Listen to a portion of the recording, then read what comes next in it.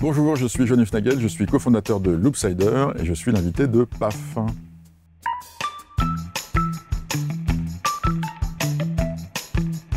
Johan Hufnagel, vous avez dit avoir créé Loopsider parce que les gens ne s'informaient plus, pour les gens qui ne s'informent pas. Le diagnostic qu'on fait avec mes camarades Arnaud Maillard, Giuseppe Di Martino, c'est qu'il y a toute une population de gens qui ne vont plus, je caricature un peu mais les tendances sont très très lourdes, vers ce que j'appelle les médias de destination. Les kiosques papier, on sait qu'ils n'existent quasiment plus, on n'en trouve plus, on ne trouve plus de journaux, les gens n'ont plus ce réflexe d'y aller. Les télévisions, c'est pareil. Même s'il y a encore évidemment beaucoup de monde qui regarde la télé, allumer le journal de TF1, le journal de France 2, n'est plus un réflexe comme ça l'a pu l'être il y a 10 ou 15 ans. Aujourd'hui, nous, et c'est cette population qu'on vise, c'est évidemment les plus jeunes, et surtout les gens qui n'ont plus ce réflexe-là et qui s'informent via le mobile et via leur communauté. Donc des gens à qui l'information finalement arrive plus que les gens qui vont chercher l'info. Moi, ce qui me fascine beaucoup, après ces quelques mois d'expérience, c'était à quel point aujourd'hui on mesure une génération qui à la fois consulte beaucoup d'images, et ça, ils continuent à consulter, ils continuent à regarder la télévision, qu'elle soit en flux ou pas en flux. J'ai Netflix, là aussi, on est la preuve, mais Netflix et toutes les autres plateformes qui proposent des contenus de fiction ou de non-fiction. Et puis aujourd'hui, avec Snapchat et avec Instagram, on voit que toute une population de jeunes, de très très jeunes, produisent de l'image, produisent des histoires, et que la storification, on en parlera peut-être une autre fois ou plus tard, est en train de nous montrer plein de jeunes, je parle des jeunes parce que c'est eux qu'on voit aujourd'hui principalement sur ces plateformes, en train de raconter des histoires, de raconter leurs histoires, de raconter leur vie, ou de raconter des choses qu'ils voient en faisant une scénarisation qui est beaucoup plus complexe que ce qu'on aurait pu imaginer. Vous êtes passé par Libération, par Slate, et maintenant Loopsider. Est-ce qu'il y a des différences dans la manière de faire du journalisme en fonction de ces différents médias ? Oui, bien sûr, c'est d'énormes différences. C'est qu'à la fois, les règles sont censées ne pas bouger, hein, l'honnêteté, une forme d'éthique journalistique On doit être honnête. On essaye, bien sûr. Non, ce qui change beaucoup, c'est à qui on s'adresse. C'est pas parce qu'on a 15, 16, 17 ou 18 ans ou qu'on ne s'informe plus qu'on n'est pas informé. Moi, ce qui me frappe beaucoup, justement, c'est que cette génération est extrêmement informée. Ils savent plein de choses. Mais ils sont quoi? Ils sont mal informés? Non, c'est très paradoxal, mais j'ai pas l'impression que aujourd'hui les adolescents soient plus mal informés qu'il y a 20 ans ou 40 ans. Ils sont extrêmement méfiants de l'information. C'est peut-être la preuve aussi d'une très grande maturité. Que si la presse dans son ensemble et les médias dans leur ensemble avaient été exemples de tout reproche, on pourrait être surpris, mais c'est pas le cas. Donc je pense que ça c'est un fait pour nous aussi établi à Loopsider, qu'il faut qu'on soit extrêmement rigoureux. Et ça, c'est quelque chose que j'ai toujours fait. Johan, je vais vous proposer une série de propositions. Vous allez me dire si c'est Loopsider ou si c'est à louper, tout court. L'affaire Benalla. Ouais, c'est un beau loupé, oui. La dernière liste de sélection de Didier Deschamps. C'est pareil. C'est pareil? C'est un peu pareil, c'est pas Loopsider. La confrontation Trump et un journaliste de CNN. C'est Loopsider. C'est pas très Loopsider, mais c'est Loopsider. Et le fichage ethnique des joueurs du PSG. Alors là, c'est très Loopsider, forcément, puisque là aussi, ça fait partie de nos engagements d'essayer de combattre les discriminations. Asia Bibi, alors je rappelle que c'est une jeune Pakistanaise qui a été emprisonnée pendant 9 ans, qui a demandé un asile politique à Londres, et Londres lui a refusé. Ça, c'est très Loopsider. Ça fait partie justement des sujets qui, pour nous, rentrent en résonance avec la marche du monde. On s'engage beaucoup pour les droits des femmes. On s'est lancé, nous aussi, quelques mois, enfin quand on faisait nos tests, on était en plein dans les soubresauts de MeToo. Et nous, c'est un combat, c'est un véritable engagement. On n'est pas militant, mais on est extrêmement engagé dans les droits des femmes. Je ne vais pas dire qu'on est un média féministe, mais on essaie d'être un média allié du féminisme. Johan, vous le savez, vous en avez parlé, les gens se méfient de plus en plus des médias et cherchent d'autres manières aussi de s'informer. Et une d'elles, c'est de passer par des influenceurs. Je vous propose de regarder quelques images ici. Salut, je m'appelle Ruben, j'ai 28 ans et je suis cofondateur du label Follow.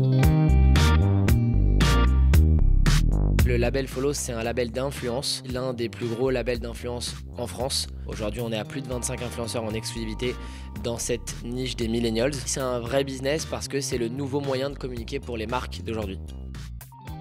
Aujourd'hui, on appelle un influenceur quelqu'un qui a une communauté extrêmement engagée, qui va avoir un vrai point de vue, qui va faire d'autres choses que simplement des photos sur Instagram. Parce qu'aujourd'hui, si les marques nous sollicitent, c'est que le message passe beaucoup mieux dans la bouche d'un influenceur que sur du papier ou à la télévision ou même à la radio. Ils peuvent clairement relayer les informations comme le fait aujourd'hui un journaliste. Ils peuvent le faire, mais en le vivant, tout simplement en le vivant, en le racontant et pas en l'écrivant. Est-ce que les influenceurs qu'on vient d'entendre peuvent être les journalistes de demain? C'est bonne question. Merci Johan. Ce qui est certain, c'est que le journaliste, mais comme toute personne publique, et on peut intégrer à ces personnes publiques les professeurs, les scientifiques, les journalistes, les hommes politiques, ont perdu de leur magistère. Que là où avant on était, comme le dit notre président, top to bottom, aujourd'hui on n'est plus les seuls à informer, on n'est plus les seuls à professer un savoir, pour peu qu'on en ait un. Donc bien sûr qu'ils ont une influence, parce qu'ils sont eux-mêmes, ils ont l'âge de leurs lecteurs. Quand on est sur Instagram et qu'on a 20 ans, ou 18, si jamais on sait bien raconter des histoires, ce que je disais au début, si on sait bien prendre des bonnes photos, si on s'intègre dans la culture de cette génération-là, qui est une culture foisonnante, extrêmement riche, forcément on va toucher des gens que les médias traditionnels n'écoutent plus. Ça c'est un premier point. Le deuxième, c'est que nous, ce qu'on essaie de défendre, ce que moi j'ai toujours défendu dans mes presque 30 ans de carrière, c'est le rapport à l'honnêteté. Ça veut dire que quand on sort une information, ou quand on la relaie, on essaie de faire en sorte que cette information ne soit pas un simple relais de communiqué de presse ou de placement de produits. Voilà. Et c'est un problème que les influenceurs, entre guillemets, auront à un moment ou à un autre, c'est que s'ils veulent garder ce lien de confiance, et on voit déjà que parfois il peut être entamé, comme il est entamé avec les journalistes, que si jamais eux ne font pas preuve d'honnêteté et de transparence, ils vont se retrouver à un moment ou à un autre balayés. Johan, je vous ai demandé en préparant cette émission, comme à tous les invités, de venir avec un cadeau qui s'installerait dans ce décor. Et là, c'est le drame. Je voulais faire un cadeau frais. Voilà. Oui. Un truc nouveau qui allait rester. Voilà. Et je me disais, pour venir parler d'une émission de médias, de parler d'un peu de mon parcours, il fallait presque apporter le cadeau qui avait fait que j'étais là, j'étais invité. Il y a un journal qui m'a fait, et des journalistes qui m'ont fait, qui s'appelait Libération. J'ai voulu apporter le dernier numéro de Libé.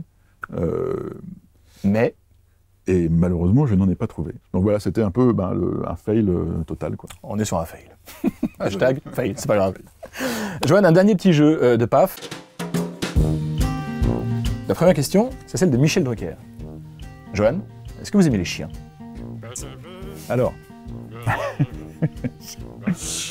mon cher Michel, je n'ai pas de chien, mais j'adorerais, dans mes vieux jours, avoir un vieux chien qui fait la gueule. Voilà. Je pense que... Assis à côté de vous, sur le canapé. Une espèce de chien, tu sais, avec un peu la tronche comme ça. C'est un peu mon rêve absolu pour mes vieux jours. La question Thierry Ardisson, une interview première fois. Votre première cuite, Johan? Je dirais 1983, 84. Et comment c'était? Je ne me souviens plus trop. Donc c'est une vraie première cuite. Oui. Et la question Karine Le Marchand. Ah, alors celle-là, je suis moins habitué à la question Karine. Alors Johan, il y a quelque chose que j'ai découvert quand j'ai préparé cette émission. Mais alors c'est fou, hein. C'est que vous, Johan, vous êtes journaliste et vous avez un frère qui est directeur de la communication d'Édouard Philippe, le Premier ministre. Je m'attendais à la question. Les dîners en famille, ça doit être quelque chose quand même chez Liv Nagel. Bon, alors mon frère, si tu m'écoutes, je vais dire du mal de toi. Non, d'abord, j'adore mon frère. C'est un mec absolument génial, qui est extrêmement drôle, qui a plein de défauts, comme plein de gens. Hein. Lui, il se trouve qu'il est de droite. Voilà. Et que moi, je suis plutôt de gauche. Et que on va dire que c'est une division familiale. Et que c'est certain que le fait que mon frère, qui soit le patron de la com d'Édouard Philippe, quand même avant il était patron de la com d'Alain Juppé, quelque chose qui ne m'a pas facilité forcément mon travail et qui n'a peut-être pas facilité le sien non plus. Les dîners chez Liv Nagel, c'est comment? On parle pas de politique. Ah. C'est acté, on se dit pas un mot là-dessus? Ah, on se fait des blagues, mais c'est des blagues, on s'envoie quelques scuds et puis on parle. C'est toujours rigolo parce que je pense que les gens fantasment beaucoup sur ça. Enfin, les gens que ça intéresse, hein, c'est quand même microcosmien comme discussion.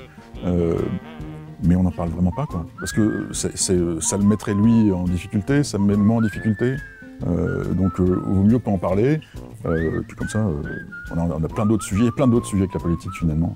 sur lesquels on peut aussi s'engueuler ou se marrer entre frères et sœurs. Johan Hufnagel, je rappelle que vous êtes le cofondateur de Loopsider avec Giuseppe Di Martino et Arnaud Maillard. Vous êtes également le directeur de la rédaction de Loopsider et vous avez été l'invité de PAF. Merci beaucoup.